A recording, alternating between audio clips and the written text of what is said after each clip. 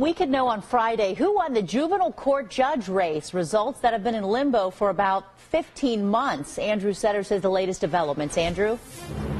Well, Lisa, this case appears to be headed to a federal appeals court today. The Hamilton County Board of Elections was split on whether or not to appeal the latest ruling in this case, so it'll head next to the Secretary of State to be the tiebreaker on that decision about an appeal. It's been 15 months. There is still no decision in this juvenile court judgeship race between Tracy Hunter and John Williams. She is fighting to get more votes counted in her race. The latest federal court ruling called on the board to count nearly 300 provisional ballots that have not yet been counted. It could be enough to give one candidate a clear lead. But this has turned into a legal fight, not just over those provisional ballots, but instead over which court should ultimately make the call, state court or federal court. Tim Burke called on the board to count the votes. We know that these 283 people whose ballots have yet to be counted were registered voters. We know.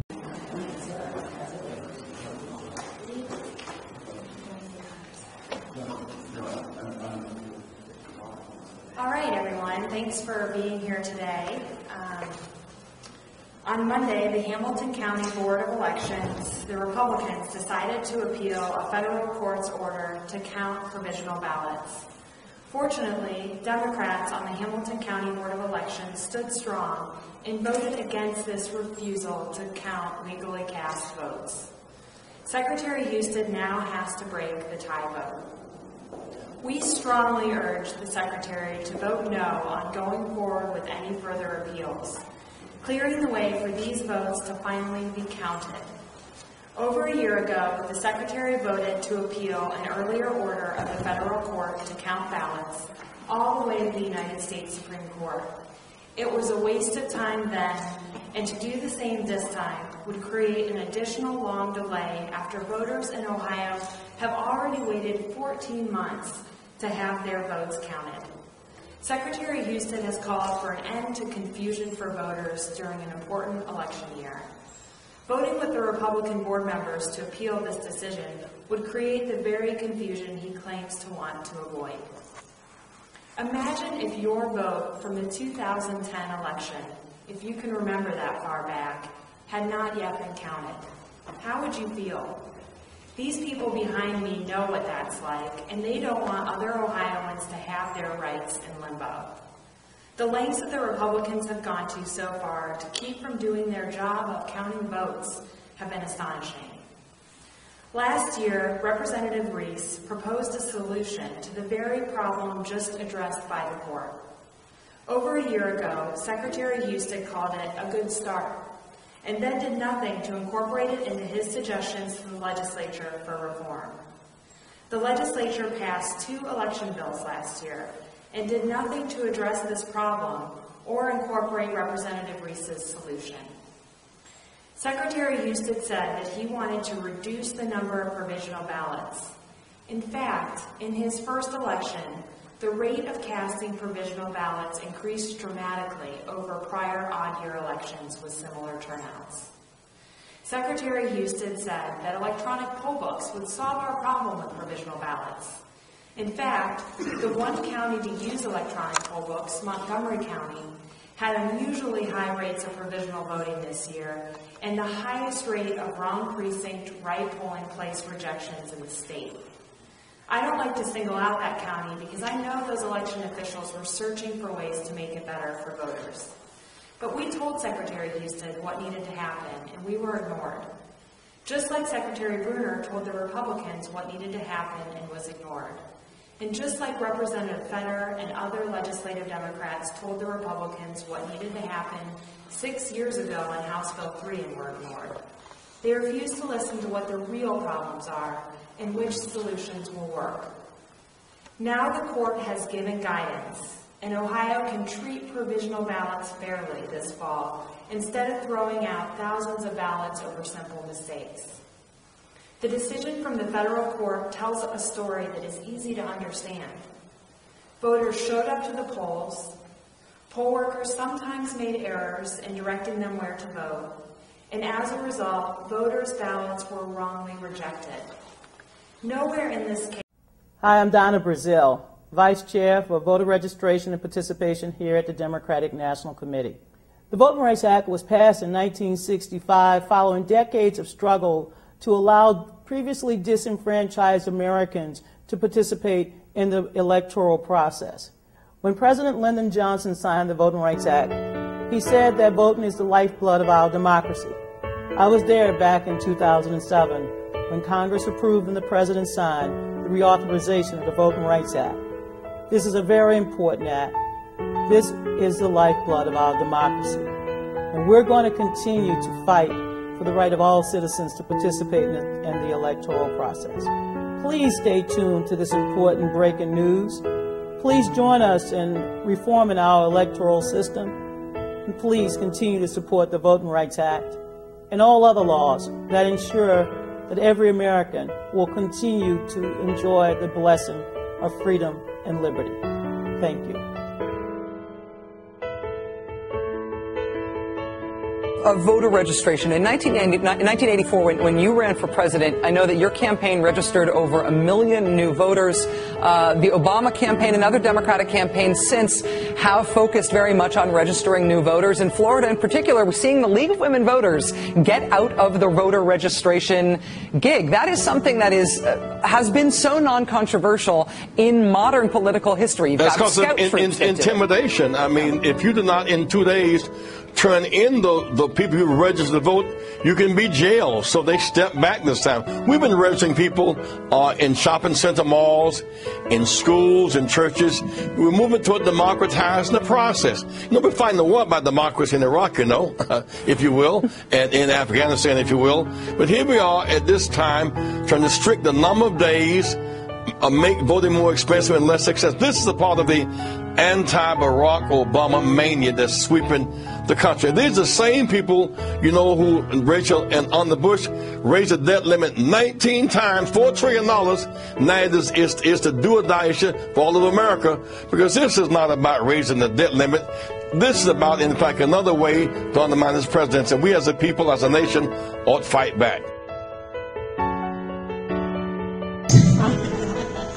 I wanted to wait a little bit, but thank you so much for the opportunity to come and to address you today, this afternoon. My name is Tracy Hunter, and I am running on the Democratic ticket as the candidate for Hamilton County Juvenile Court Judge, which is a common pleas position. There are 2 juvenile court judges in Hamilton County, and I this year hope to be the first African-American juvenile court judge in the history of Hamilton County. For a number of reasons. There are a lot of issues that are affecting us in our community, a lot of things in the judicial system. Just a little bit about myself. I am from Cincinnati, Ohio. I was educated in the Catholic school system. I went on to Miami University in Oxford, Ohio, and then I graduated from the University of Cincinnati College of Law. I've been practicing law for 17 years. During that time, I've had the opportunity to experience a lot of things, to see a lot of things in our system that, quite honestly, I believe could use some change, some amendment, if you will. And so originally when the criminal justice system was instituted, it was instituted with the idea that we would rehabilitate, that we would reform individuals that came in contact with the system.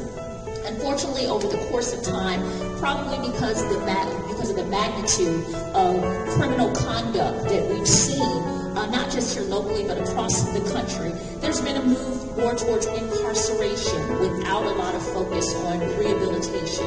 Well, I believe that it's time to change, because I believe over the years, even in our own county, we have seen the effects of incarceration that don't necessarily lead to rehabilitated lives, and not only does it not lead to rehabilitated individual lives, I believe that it places all of us in jeopardy. It hinders all of our safety if we do not begin to focus or to refocus our efforts on rehabilitation. And so I am running on a vision of rehabilitation, education, application, and ultimately restoration. It is my firm belief that we must get back to investing in our young people up front. We've seen the negative impact of waiting until they are in the adult penal system, and quite honestly, it's not helping any of us. It's not making any of us safer. I I spoke to a nursing home just the other day, and quite honestly, a lot of our seniors are very afraid. And we should not live in a community where persons are concerned about their safety. But if we do something to change the issues that are making us less safe as a community on the front end, then it's going to increase the quality of life for us all. So I am looking at rehabilitating the young people when they come into the system. Honestly, I believe that if we focus on rehabilitation up front, it's going to save our county a lot of money on the over time. A few years ago, the community, the county spoke out when they overwhelmingly said no to a new jail.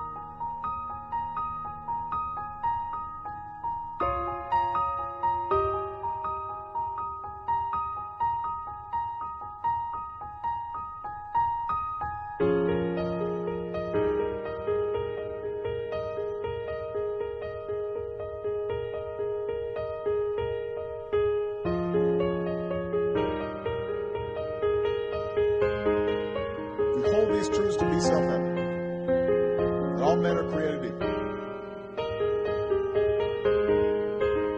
endowed with certain inalienable rights, life and liberty, and the pursuit of happiness. That's what makes us unique. That's what makes us strong. The ability to recognize our common humanity, to remember that in this country, equality and opportunity are not just words on a piece of paper. They're not just words in the mouths of politicians. They are promises to be kept. And that is our calling now, to keep those promises for the next generation. No matter which way the political winds shift, I will stand with you for that better future.